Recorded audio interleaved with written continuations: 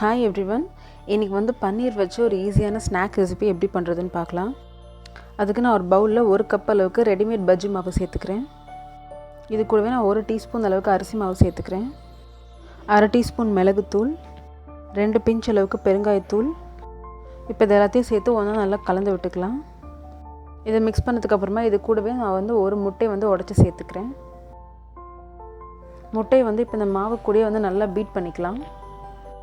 இது கூடவே நான் 1 டீஸ்பூன் அளவுக்கு இஞ்சி பூண்டு பேஸ்ட் உப்பு சேர்த்துருந்ததை நான் ரெக்கார்ட் பண்ண மறந்துட்டேன். இப்போ இது கூடவே கொஞ்சமாக தண்ணி சேர்த்து நல்லா திக் பேஸ்ட்டாக கரைச்சிக்கலாம். அதாவது 1/4 கப்பை விட கம்மியாக இருக்கணும் தண்ணி. மாவு கரைச்சாச்சு.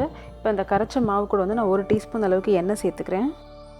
இப்போ எல்லாம் ஒன்றா மிக்ஸ் பண்ணி விட்டதுக்கப்புறமா நான் 100 கிராம் அளவுக்கு பன்னீரை இந்த மாதிரி க்யூப்ஸாக கட் பண்ணி வச்சுருக்கேன். அதை போட்டுக்கிறேன். பன்னீர் இப்போ இந்த மாவு கூட நல்லா மிக்ஸ் பண்ணிக்கலாம். அது உடையாமல் மிக்ஸ் பண்ணுங்கள் பொறுமையாக. இப்போ இந்த மிக்ஸ் பண்ண பன்னீரை ஒரு 10 நிமிஷம் அப்படியே தனியாக எடுத்து வச்சிடலாம். ஸோ 10 மினிட்ஸ் ஆகிடுச்சு.